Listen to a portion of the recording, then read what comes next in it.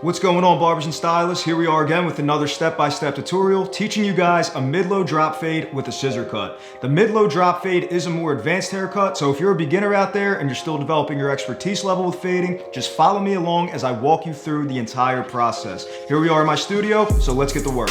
We're going to start off by creating our first guideline, which will be known as our skin line. When doing any type of low fade or drop fade, it's important to drop the guidelines down as we create them, as doing this creates the drop fade effect. This is a crucial part of doing this kind of haircut. You want to focus on creating the skin line evenly and consistently around the head, as the skin line will set the foundation for the entire fade. Following that process, I will then be creating a secondary guideline with my wall senior all the way open about a ½ inch right above the skin line.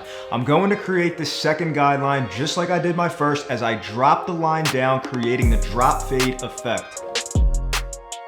I'm then going to create a third guideline with my number 2 guard about 1.5 inches above the 0 line.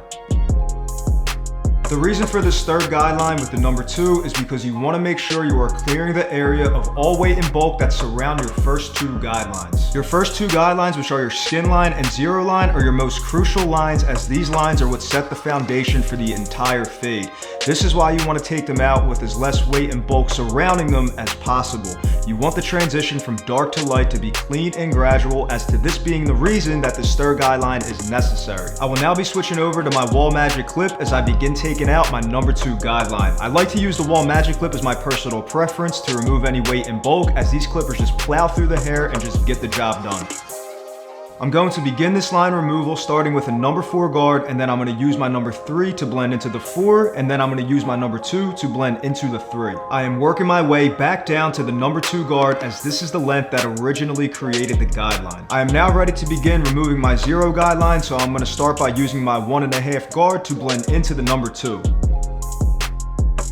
I'm going to do my blending using a top, middle, bottom method with my side lever, as this allows the blade to slowly open up, blending each guard into each other. I will now be switching over to my Andis Masters using my number 1 guard to blend into the 1.5.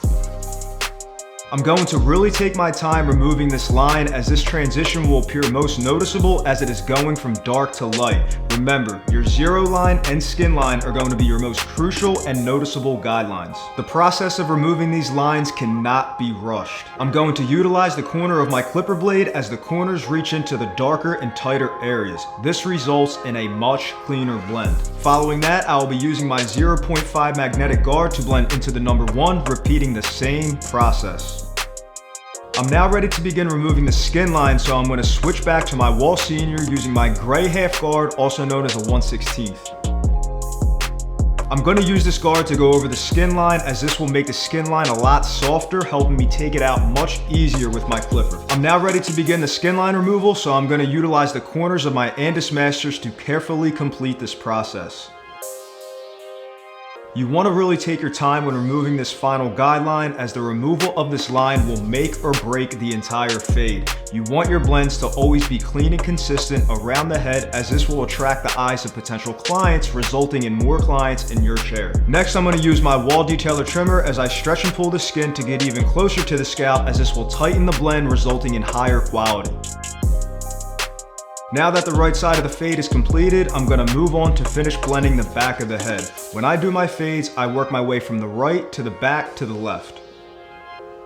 I'm going back to the number 2 guideline to begin removing it with my number 4 guard, then I'm going to blend my number 3 into the 4, and then my number 2 into the 3. I'm repeating the same exact steps as I did on the right side of the head to work my way back down to the number 2 length. Moving on to the removal of the 0 guideline, I'm going to blend my 1.5 into the number 2.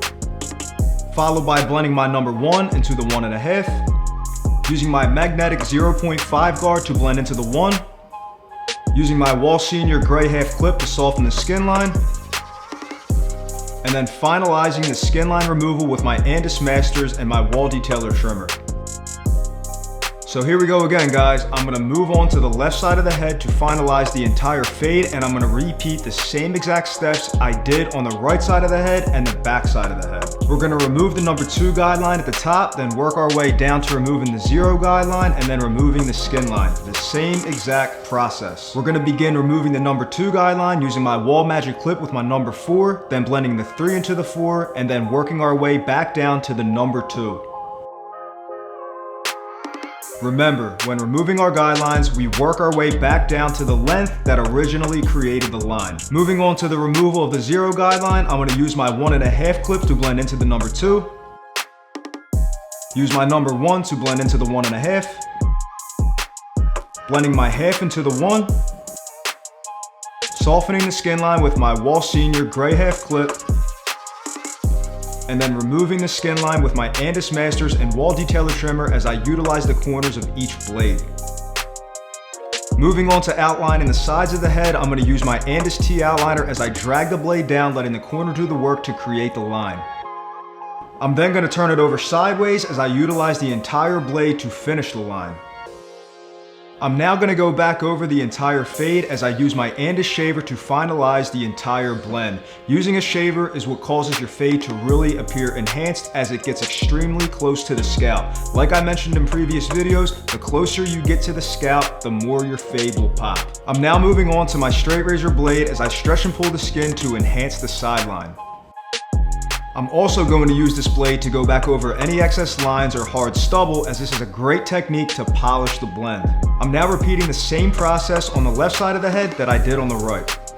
I'm now going to be moving on to scissor cutting the top of my client's head, so I'm going to begin in the front section, picking up the first layer of hair and creating what's called a traveling guideline. When scissor cutting hair, it's important to create a guideline and travel it through the head, as this allows you to make sure that the hair is all even and helps keep you on track. I always create my guideline in the front of the head and then travel it through the middle, working my way to the back. I then double check my work going from the back to the middle to the front. I'm now going to switch to a sideway cutting motion, as this allows me to double check my work once again, making sure everything is neat and all even. I will then be switching over to my thinning shears as I apply a thinning shear over comb method. I want to remove any excess weight and bulk, as this method allows the hair to gradually blend into the fade. The less weight and bulk you have surrounding your fade, the more graduation and higher quality your fade will appear. That wraps it up for this tutorial of the mid-low drop fade with a scissor cut. I really hope this video brings value to your career, as it is my goal to help all barbers and stylists achieve the utmost of success in this industry. Leave a comment down below on which haircut you would like to see next, as well as turning on that notification bell and subscribing to the channel so you don't miss out on future tutorials. As always, I wish all of you barbers and stylists out there best of luck in your career.